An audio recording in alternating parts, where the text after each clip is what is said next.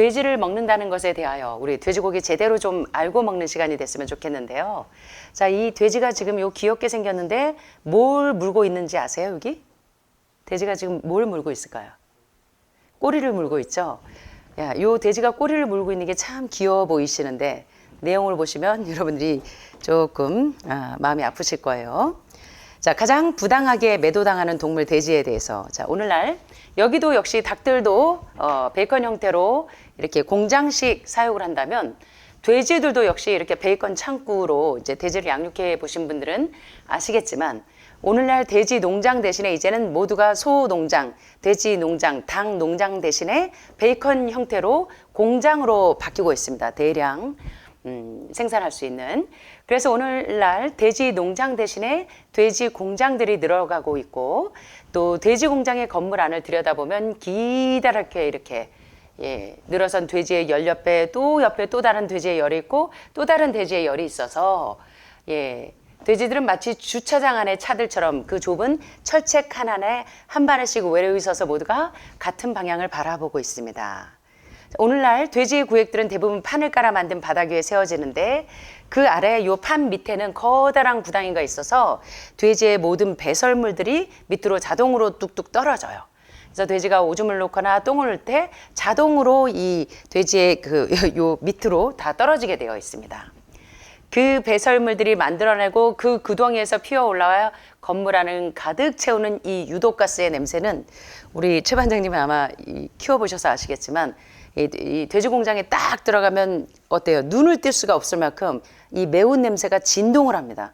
우리 가끔 시골에 어릴 때 시골에 할머니 댁이나 놀러 가면 화장실에 가면 그 퍼세식 화장실에 들어가면 여러분들이 어때요? 똥이 뚝뚝 밑에 떨어질 때 화장실에 딱 들어가자마자 눈이 맵죠. 암모니아 이 냄새가 가득 차서. 돼지들도 마찬가지로 자기가 배설한 그 배설물이 밑에 깔려 있어서 그 유독가스 암모니아와 메탄, 황화수소로 유발이 되는 이것 때문에 얘네들이 호흡을 할 때마다 이 폐에 각종 폐질환이 와요. 그래서 이러한 심각한 질병들에도 불구하고 이런 유형의 칸 체계는 경제적이라는 라는 이유로 이런 베이컨 창고 형태로 돼지들이 양육되어집니다. 자, 돼지 공장의 돼지들이 밤낮 없이 들이마시는 이 건물 내부의 구획들에 갇힌 수백 마리 돼지의 배설물이 뿜어내는 돼지들이 똥을 놓고 오줌을 놓고 한 그 수많은 배설물들이 뿜어내는 악취에 돼지들이 가눌 수가 없어요.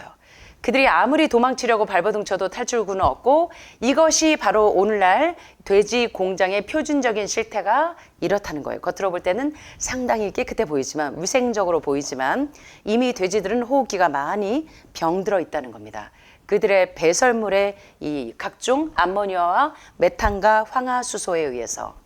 자, 여기 보시면 이 암모니아가 실제로 동물들의 폐를 씹어 먹어요. 그래서 이렇게 폐가 병들어 있는 돼지고기와 닭고기를 드시면서 우리의 폐가 기능이 다 떨어진다는 겁니다. 돼지들이 축 늘어져서 도무지 뭘 먹으려 들지 않아요. 이 암모니아 가스에 이미 돼지들이 많이 지쳐 있고 처음에는 몸무게만 줄지만 좀 지나면 진짜 호흡기 질환을 일으켜요. 우리 하루만 산소를 이렇게 매연이 있으면 또 도시에 가셔서 이 버스의 매연만 맡아도 여러분들이 즐겁을 하시는데 이 돼지들은 매일 그 다른 돼지들 그리고 자기들의 배설물의 냄새에 취해서 이 아이들이 지금 폐가 다 호흡기 질환으로 망가져 있다는 거예요. 폐렴에 다 걸려 있대요. 그리고 나면 돼지들은 몸을 따뜻하게 하라고 잔뜩 웅크린 몸을 서로에게 기댄 채 콜록콜록콜록 기침을 하면서 가쁜 숨을 몰아쉽니다. 나쁜 공기가 문제예요. 여기서 일하는 동안 나는 내 폐에 이상이 생기는 걸 느낄 수 있었다고 여기 돼지 농장의 목자가 이야기합니다. 하지만 나는 적어도 밤 동안에는 여길 나갑니다. 그러나 이 가련한 돼지들은 못 나가요. 그래서 우리는 돼지들에게 어떻게든 얘네들이 이 냄새에 취해서 죽지 않도록 호흡기 질환 때문에 죽지 않도록 수많은 항생제 테트라사이클린을 계속 먹이면서 돼지가 사람들의 식탁에 올라갈 때까지 살아있도록 유지를 시켜야 된다는 거예요. 자, 그래서 여기 돼지들을 보니까 사방이 막힌 좁은 철창 안에 몸을 돌릴 수조차 없는 이런 좁은 철창 안에 갇혀서 씻거나 갖고 놀 장난감이 없어요. 같은 자리에 눕고 배설하도록 요 밑에가 구멍이 빵빵 열려 있어서 요 밑으로 이제 대변이나 소변을 다 내립니다. 편하고 따뜻한 기본적인 잠자리도 없고 굶주림과 지루함 때문에 철봉을 씹는 이상한 증상이 나타나기 시작해요. 돼지가 이제 우울증에 걸린 거죠. 자, 여기 보시는 것처럼 꼼짝도 못해요. 오늘날 양도업계에서 성공하는 길은 닭 공장처럼 베이컨 창고를 사는 것입니다. 성공으로 가는 이 멋진 창고는 단순한 구획 건물이 아니고 이윤을 창출해내는 양돈 시스템이에요. 베이컨 창고 시설의 전형은 500마리 돼지를 한 마리씩 철창 우리에 넣게 되어 있는데 한 구획이 차지하는 공간이 겨우 0.2평에 불과합니다. 말하자면 지금 이 안에도 500마리를 넣을 수 있다는 얘기예요. 얘네들을 0.2평에 각 구획별로 나눠서. 말하자면 각각의 돼지는 트윈베드 하나의 3분의 1도 안 되는 크기의 공간 속에 갇혀서 전 생애를 보내다가 우리 사람들의 먹거리로 식탁에 올라오게 되는 겁니다. 자, 이 시스템의 또 한 가지 장점은 돼지가 움직일 공간이 전혀 없어서 걸어 다니는 따위의 쓸데없는 일에 칼로리를 소모하지 않기 때문에 아주 삼겹살이 두둑하게 찐다는 거예요. 더 적은 비용으로 더 빨리 몸무게가 늘어나기 때문에 더 많은 이유를 창출할 수 있다는 게 이 베이컨 창고의 목적이라는 것입니다. 자, 미네소타 워싱턴 근교의 이 50만 달러짜리 요람에서 무덤까지의 복합시설에서 돼지들이 전혀 햇빛을 보지 못해요. 이게 어디 자랑할 일일까요? 오늘날 이 돼지 공장에서 가장 흔한 문제 중에 하나가 바로 꼬리 물어뜯기라고 알려진 악행입니다. 이건 정말 비극이에요. 꼬리 물어뜯기는 자연스러운 욕구를 철저히 억압당한 나머지 완전히 미쳐버린 짐승들의 절망적인 행동을 나타내는 용어입니다. 격렬한 꼬리 물어뜯기는 자주 절름발이, 불구, 죽음을 불러옵니다. 대부분 처음에는 꼬리만 물어뜯기지만 나중에는 공격하는 돼지나 다른 돼지들의 물어뜯기가 계속되면서 돼지들이 그 앞에 돼지의 등까지 다 파먹어요. 처음에는 그 앞에 돼지들의 꼬리를 다 잘라 먹다가 이게 자기 꼬리가 아니라 남의 꼬리를, 다른 돼지들의 꼬리를 잘라 먹다가 그 다음에는 등까지 다 파먹는다는 거예요. 그대로 두면 그 돼지는 결국 죽은 상태에서까지 계속 뜯어 먹힌다는 거예요. 이미 돼지들이 정신이 이상이 왔어요. 우울증이 점점 심각해지고, 이에 대한 대책이 뭐냐면 요 새끼 돼지일 때 꼬리를 잘라버리는 것입니다. 서로 다른 돼지들끼리 미쳐서 다른 돼지들의 꼬리를 잘라 먹지 않도록. 그래서 꼬리 자르기로 돼지들을 더욱더 미치게 만드는 비윤리적인 가축 행위에 대해서 한 농장의 양심적인 수의사가 공장식 사육 전문지 구획이라는 곳에다가 편지 한 통을 보냅니다. 가축을 완전히 감금하는 쪽으로 치닫는 추세에 대한 내 혐오감은 날이 갈수록 커집니다. 그것은 우리가 이런 비자연적인 환경을 용인한다면 우리 인류에게 무엇을 예고하는 것이겠습니까? 진정한 인간이라면 어떻게 자기 자신은 처하고 싶지 않은 환경을 하위 동물들에게는 강제로 부여할 수 있겠습니까? 이동과 표현의 자유가 인간만을 위한 배타적인 영역일 수는 없습니다. 그러면 미래의 인간은 어떻게 될까요? 우리 모두가 자신이 어떻게 된 건지 모르면서 꼬리를 물어뜯는 존재가 되지 않을까요? 내가 먹은 음식이 우울증이 심각해지고 좁은 공간에서 억압당한 나머지 미쳐버린 돼지를 먹는 사람들은 내가 먹은 음식이 내 몸을 만든다는 것을, 각종 암모니아 가스에 취해서 병에 걸린 이 가련한 호흡기 질환을 앓고 있는 이 돼지를 먹으면서 그 질병이 사람에게 감염된다는 것을 우리 다시 한번 생각해 보자는 겁니다.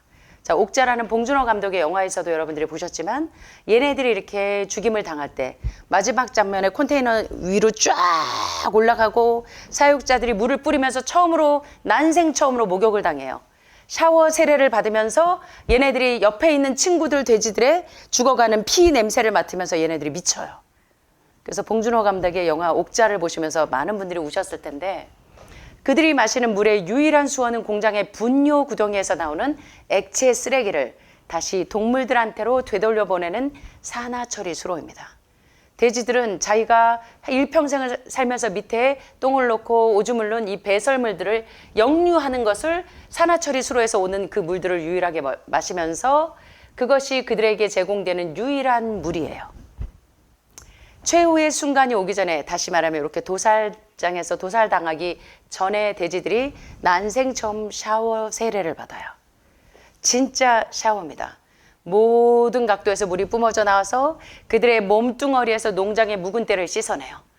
그런 다음에 그들은 자리가 비좁아지는 걸 느끼기 시작해요.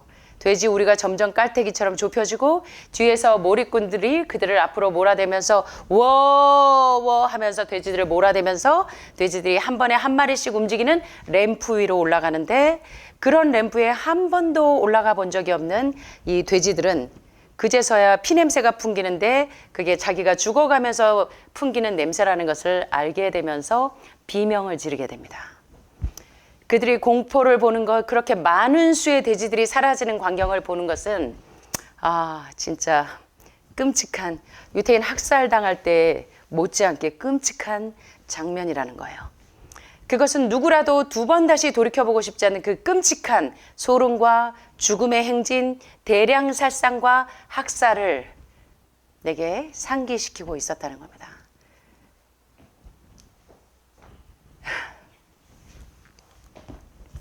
자, 그래서 이 수많은 이 철인들이 이렇게 이야기합니다. 이런 미친 시스템의 산물을 먹는 것이 오늘날 인류의 전반적인 감정에 중대한 영향을 미쳐서 이 지구가 어쩌면 우주의 정신병원 비슷한 상태가 되는 건 아닐까요?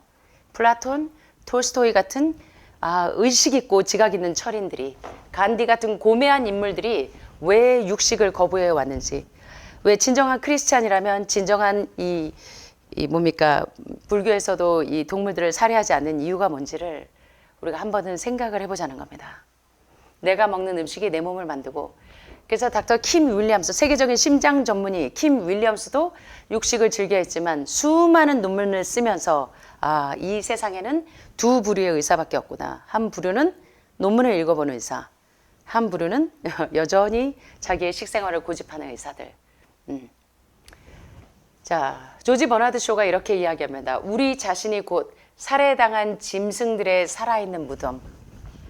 이거 상당히 끔찍한 내용입니다. 내 안에 지금 내가 먹은 음식이 지금 내 몸을 이루고 있기 때문에 그 죽임을 당한 돼지들이 지금 내 몸 안에서 무덤이에요. 걔네들이 지금 내 몸이 무덤인 겁니다. 그 살해당한 짐승들의 살아있는 무덤이거늘 우리가 어찌 이 지구상에서 어떤 이상적인 상태를 기대할 수 있겠는가? 이 수많은 그 이상적인 이 철인들이 왜 이런 이야기를 하는지 서로는 이렇게 이야기합니다. 야만족들이 문명화된 사람들과 접촉하게 되면서 서로를 잡아먹는 관습을 벌였듯이 문명이 발달해 갈수록 짐승들을 잡아먹지 않게 되는 것이 인류의 운명이라는 것을 나는 믿어 의심치 않습니다.